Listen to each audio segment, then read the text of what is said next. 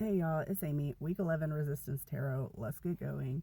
I had such a long weekend. I had a work conference and I feel like I didn't actually have a weekend to rest. But it's okay. And then Monday morning started nice and early because we had severe weather in the area.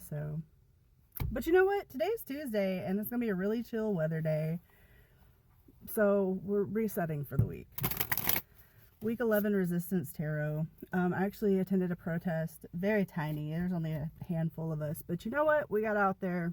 We did what we were doing for yesterday for Transgender Day of Visibility. Big mixed barrel of emotion. That feels like a good way to start off Resistance Tarot. Also, he just reminds me of a couple people. So I'm just going to be a little petty there.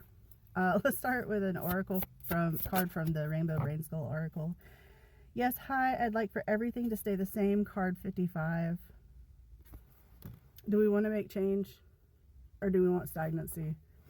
Okay, I'm being called to talk back to protesting. Like, if you aren't getting out there and being about it, like, this is the time. Because even though there was literally only 4 of us there yesterday, we still showed up. And we still, made it known to some members of the community that there are people out here who care about things. Does that make sense? Relax. It's still just the loading screen on the back here. You may be at the very beginning of this journey. Honestly, it was only my 3rd protest that I've actually attended. But for me, it's been about showing up. So, not only for like members of my community, but for myself and like proving to myself that, yeah, I can be about it. I don't just talk about it. Because I still deal with a lot of imposter syndrome in many ways. And this was one area where I was like, I don't feel like I'm doing anything. So I decided to change that. I decided to be about it. So let's do some tarot now for the week.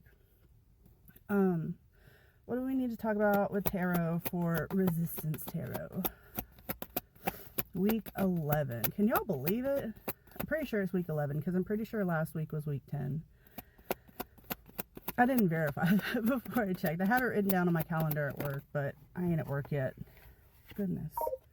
The 3 of Cups. So, I'm being pulled back to that, back during, I believe it was during the AIDS epidemic, during a lot of the, like, queer liberation. Yeah, and the 7 of Wands with that. Is the quote basically about, we buried our dead in the morning, we rioted in the afternoon, and we danced all night. Something like that. Where it really highlights the balance of like, yes, there are times to mourn, there are times to grieve what we are losing, what we have lost. And not even like, physical, like life loss, but the loss of freedoms, the loss of autonomy, the threat of all the loss that we are constantly being barraged with. Balance out the grieving, balance with action, taking action, getting out, protesting, speaking up, posting truths on your Facebook for your boomer parents and, not millennial. A lot of us are doing this. But like your conservative families to read. And not just like blamey stuff. Like I just post literal truths. Whenever I see an article that just really well articulates the truth of like all this ICE stuff going on, I post it on my main account. They don't get my joy anymore. That's for my backup account. That's the whole thing. I just post truths on there now. But like the balance here. And you may have been, I feel like with the Rainbow Brain Skull card we pulled, I feel like, you're doing some of this stuff well, but there's a change that is needed to become better balanced. And for some of you, I feel like the physical action part, the being about it, is that change that may be needed. And I get it if you have not done so far. Maybe you don't have resources in the area like a community group to go protest with. Maybe just there isn't a lot in your area. maybe you're scared. That's so valid. That is so valid, because I didn't know what to expect from my first. So like I came prepared. And I was like going through my head, like, okay, I know where we're going to be. If I have to do this, I can go here. But like, it was fine. In my experience, your mileage may vary, depends on your group you're with and your detention in your community. There was a lot of old white folks the first one I went to. And honestly, that was nice to see. I was glad to see them showing up, even though some of them were a little misguided. But you know what? They decided to be about it. But like back during like after George Floyd was killed, my sister went to, like, there were protests in our area. My sister went to one and everything, but I'm a single mom. My kid was in 4th grade when COVID hit. Like, I was worried because I have a child, like that was a very valid thing for me at the time. I mean, I still have a kid, who is a teenager. And I also have like a very good support network around me. So, there are valid reasons to be concerned. And if protesting may not be for you, that's another thing too. Like, maybe you just need to show up and do some outreach to homeless folks in your neighborhood. Maybe you need to do some volunteer work at a food shelter. Maybe you just need to educate yourself about the social safety net in your neighborhood, in your community. What social safety nets exist? Like in my county, in my area, we have food banks, we have church outreaches to some extent. We have like a health department that offers different things. We have WIC, we have SNAP, we have a low to no cost mental health resource in the area. Just educate yourself about the resources that exist, so that when somebody expresses a need to you, you can at least, like, it is valuable to be a person who knows things and be like, hey, if someone was like, I wish I could get therapy, but I can't afford it. I have a resource that I can tell them about, like, hey, I went through this whenever I was getting my divorce and I got free therapy.